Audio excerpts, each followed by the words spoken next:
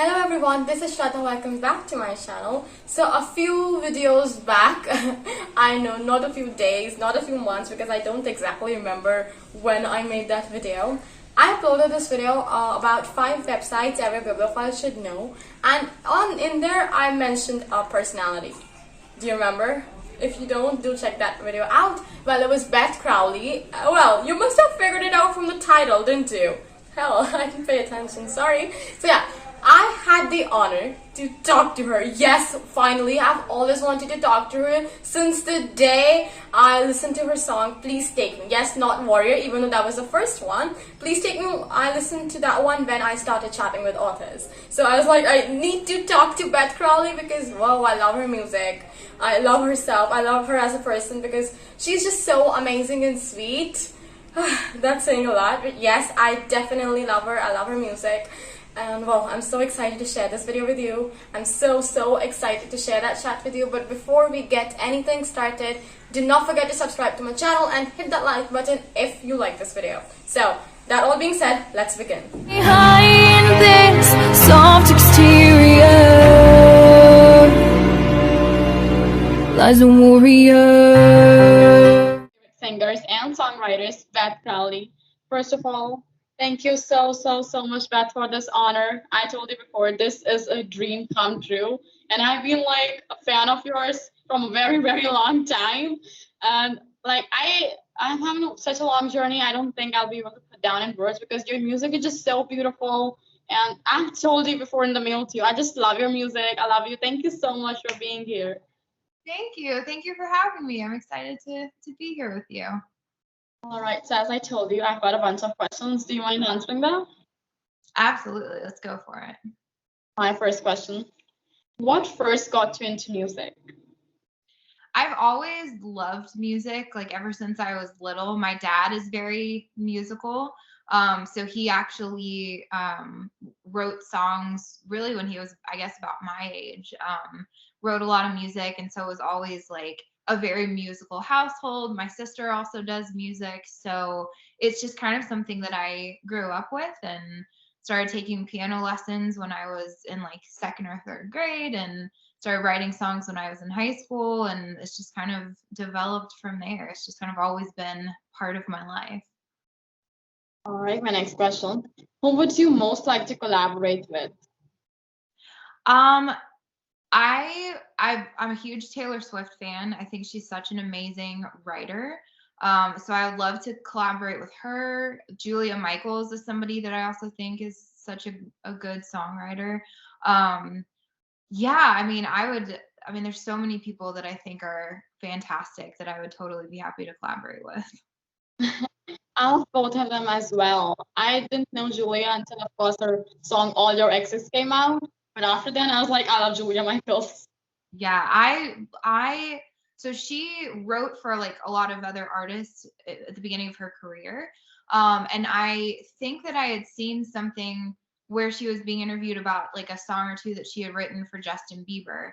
And she was about to put out her own first single. So I feel like I got in on the ground floor and I started following her stuff pretty early on in her career. But I just think she's super talented, and it's always really cool to me when, you know, an artist writes for both themselves and for other artists. And so yeah, so she's pretty great.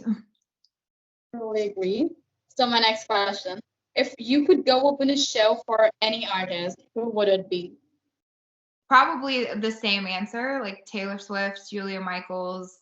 I mean, I would say just anybody that would be fun to be on tour with, because I feel like there's so much that happens, you know, not on stage. So it's like almost more than anything, you'd probably want to be with somebody that you got along with really well, and like to spend, you know, that amount of time together that like would just be easy to get along with. So yeah, so hopefully they're like as nice as they seem to be in real life. Right. Okay, now this is kind of a weird question. Do you sing in shower? Oh yes, absolutely. I've joked before that I do a lot of my songwriting in the shower because I feel like it's, you know, the one one of the only times where you're just kind of there and there's like nothing to distract you. And so I've come up with so many like little beginnings of songs singing in the shower. It's probably the place where most of my songs have actually started. All right, my next question. What should you be doing right now if it wasn't for your music career? I don't know that I could imagine doing, I mean, I would be writing or creating in some form or fashion because that's just what I've always been interested in. But like for a while when I was little, I thought I was maybe going to be a piano teacher. I thought maybe I'd be like an English teacher. My degree is in public relations, so I thought maybe I would do something in writing. But I think all roads would have led to eventually doing something where I could be creative. So yeah, so something with creativity and writing, I don't think that I would have been able to get away from it. All right, my next question. What is your favorite song to perform? I don't know. I mean, it's always fun to go back to like what I feel like my roots are with Warrior, just because it's the, kind of the song that really started it all for me. So that's always a one that I enjoy just because I know that it like means a lot to a lot of people. Actually, that was the first song I listened that was yours. And that was the sole reason I read the moral instruments. And right Really? now, yeah, I actually just stumbled across it on across YouTube. And I like the music so much. I was like, okay, it's based on a book. And I checked out the book and I actually read it. And I ended up being a huge fan of the Shadowhunters to an extent that I actually painted myself in rooms once. And that too with a permanent marker. And that was That's really amazing. That's one of my favorite things when I hear that like somebody has listened to one of my songs but hasn't read the book that it's based on, and then that leads them to read the book, and then they'll come back and comment and be like, "Oh my gosh, I understand it so much more now." Like I love that. It's such a cool way to like share book recommendations. that happens a lot with me in your case because I could say the same for the Last Hours. And that's again, I read the Last Hours after listening to your song. By the way, now I know I'm taking a bit of a detour, but every time the Last Hours ends on a really, really, I would say, suspicious and a kind of a cliffhanger. The second book. Have you read the second one? Shane of Iron. Exactly. And whenever I'm talking to someone, they haven't read the whole thing, and it's so depressing. So I just want to know your thoughts about Grace Blackthorne because I'm so conflicted.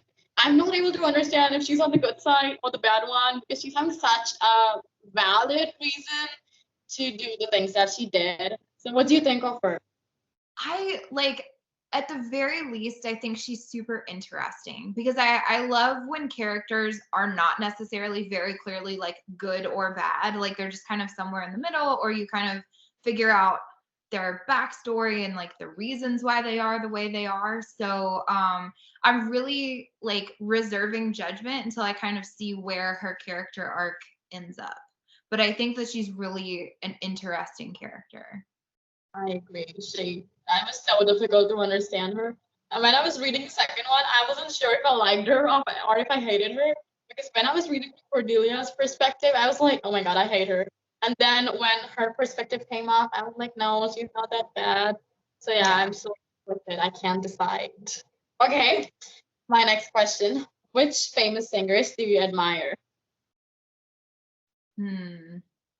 I mean, I hate to go back to like the same answers, but I'll flesh out with Taylor. Like Taylor Swift to me is such a person that I admire both like as a musician but also as a businesswoman. Like I feel like she's very smart in how she markets her music and kind of the business side of things. Honestly, I know this is kind of a surprising answer, but I've been really fascinating watching Lil Nas X with kind of all of the marketing and business stuff that he's done and how he's just really kind of come out and been so authentic to who he is and has gotten backlash but is still doing his thing anyway. So I mean, as far as like musicians and singers that I admire, I mean, people that are like unapologetically themselves like that, I just think is so great. And I feel like he is doing a lot for like the LGBTQ plus community by being kind of loud and proud about who he is. And I'm really I'm excited to see, because like who would have thought when Old Town Road came out, I was like, I don't know about this. The song is catchy, but like whatever. But he's really doing some cool stuff, and I admire that about him. All right, my next question. What is the most trouble you have ever gotten into? Okay, so I was somebody that I did not break a lot of rules because I always got caught. Like everybody else could be doing the same thing, but I would be the one that got caught. So I figured that out very early on when I was a kid, and I was like, okay, I need to make sure that I am towing the line. And my best example of this that I can remember so vividly from when I was in high school was, the obvious rule was no talking on my cell phone while I was driving. And I was a senior in high school, and I didn't listen. And I ended up not once, but twice passing my mom coming the other way. And she saw me talking on the phone and driving. And one of those times I was actually talking to her. And so we were on the phone with each other, and we passed each other, and she was like, "Did I just pass you?" And I was just like, I panicked, and I was just like, yes. And she's like, we'll talk about this when I get home. So yeah, so I was definitely, that was the second time that I've just been caught. And so I had like, my car taken away and like my phone taken away for a couple of days. I mean, it wasn't like, at the time it felt like the worst punishment in the world, but it really wasn't that big of a deal. But that's probably my like funniest time of getting in trouble, because just what are the chances that, I'd be breaking the rule and like my mom would drive past and catch me. Right. Well, I can't drive at this age right now, so I don't think I'm getting any such story anytime soon. Okay. What is the best advice you've been given? That I've been given? Probably my dad, when I was a sophomore in high school and I was trying to decide if I wanted to audition for the school play. And I was like, well, I'm probably not going to get cast. Like, I'm only a sophomore. And he was like, well, the only way that you can guarantee that you're not going to get into the play is if you don't audition. And I auditioned and I got into the play. And so I've just always carried that mentality of like, the only way you can guarantee that something's not going to happen for you is if you don't try. I agree. Okay, my next question. Something I would like to know, but I guess since you're a booktuber as well, it might be one of the girls. What are your favorite books? Harry Potter is always going to be number one. I love the Harry Potter books. That is such like a formative part of, me growing up, and I just love it. I love the Lunar Chronicles series by Marissa Mayer. I obviously all of the like Shadowhunter World books, like those series, Throne of Glass and Court of Thorns and Roses. Those are two series that I love a lot. And I'm trying to like mentally go through my bookshelf. There's just so many that I haven't gotten to yet that I still like hear amazing things about, and it's on my list. But I would say those are some of my top ones. Well, I could say this again for A Court of Thorns and Roses. I listened to your song, Please Take Me. And that was when I added that book on my TBR. Like, I would say that half of the books I read are probably because of you, because I keep on taking recommendations from your songs. That's amazing. No, somebody asked me recently, like, do you have a list of book recommendations? And I was like, just go through all of the like book songs that I've written. Those are the best recommendations that I have for sure. I actually made a video on that. I was making this video on my YouTube channel. It's 5 websites every bibliophile should know. And I know a channel is not technically a website or something, but I actually mentioned your channel because I was like, if you're a bibliophile, you need to know Beth Crowley, because obviously that's the best book recommendations you could ever get. And if you've read those books, it's totally amazing when you come across songs that are like exactly based on them. We never come across such songs. Like, you could obviously dedicate songs to books, but it's really difficult to find songs that are exactly based on it. I'm forgetting my point. It's kind of hazy, but yeah. Well, I always try and make sure too that like it's a song that somebody would be able to listen to even if they haven't read the books and enjoy. But if you've read the books, like you have like a little bit of an extra layer of understanding. So it's trying to like strike that balance of not giving away any spoilers and not having it be so specific that somebody who hasn't read them wouldn't enjoy it. But but no, it's a fun challenge to go through. And I'm actually what I'm doing after this is I'm finishing up. I'm notating A Court of Silver Flames, because I'm working on a song from Nesta's perspective. And so that's what I'm working on. But it's always a fun challenge when I'm going through a new book and trying to figure out what angle I want to write about and what character, and if I want to do something like expected or unexpected, and it's a lot of fun. Mm-hmm. Right, my next question. If you were to choose between reading and writing, what would you choose? I think I'd probably have to go with writing, because I feel like writing for me has been very therapeutic for just like dealing with stress and emotions and things. So I feel like I would like have to write more than I would have to read, but hopefully I never have to give up either of those things. All right. If you could live in one book, which one would it be? Harry Potter. I would love to like go to Hogsmeade in real life, Diagon Alley in real life, Hogwarts. I mean, yeah, I would accept my letter to Hogwarts without question immediately. Right. Okay, so if you could read only one type of book for the rest of your life, what genre would you go for? I think YA. I love young adult. I love like characters that are set in high school, because when you're that age, the world just feels so wide open. And so I just love reading about, people who like their life could be anything, and whether it's contemporary or like fantasy, I would definitely stick with young adult for the rest of my life, and I probably will. I love one YA as well. Okay. Oh, this is a nice one. If you were landed on an island and you could only take 3 things with you, what would they be?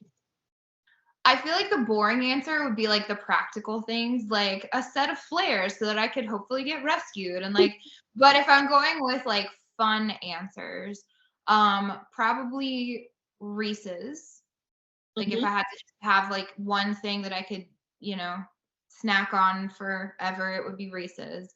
Probably, if I could get away with bringing like the box set of the Harry Potter books and that counts as an item, I would probably do that. But if I had to pick just one book, maybe Prisoner of Azkaban. And then maybe a guitar. I don't know how to play guitar, but I don't know that I'd be able to get away with bringing a piano. So maybe that would give me like an instrument to be able to write and something to do to try and learn how to play it. Nice. Reese's, Harry Potter, and a guitar. Well, I actually started taking guitar lessons and I literally suck at it. I don't know why my fingers are so clumsy. They just don't move over the strings. I hate it. I'm such a baby because like I, have like piano player hands. So like my fingers, like the strings hurt so much, and I'm just like, I'm too sensitive for this. So I like did a couple little lessons for guitar, and I was like, meh, not for me. It happened with me in the beginning, and when I asked my teacher, he told me that, after some time, that these tips, they will harden, and then you'll be good. But I still have those cuts, because whenever I'm playing a chord or something, the pressure is too much intense for my little fingers, and they get hurt. I mean, I get so impatient. Like I'm not patient enough to wait for, like that to happen. And I actually a couple years ago decided just randomly, like I wanted to learn how to play the violin. And so I did maybe like 3 months of lessons.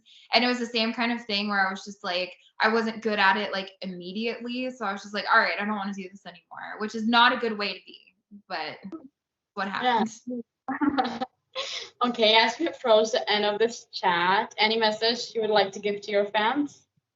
I mean, just, thank you for constantly being so supportive and kind to me and each other. And I hope that they take that energy and put it out into the rest of the world, because we certainly need it right now. And just, you know, love the things that you love unapologetically, because you will find that there will be other people that love the same things that you do. Thank you so much, Beth, for this honor. As I told you, it was literally a dream come true for me.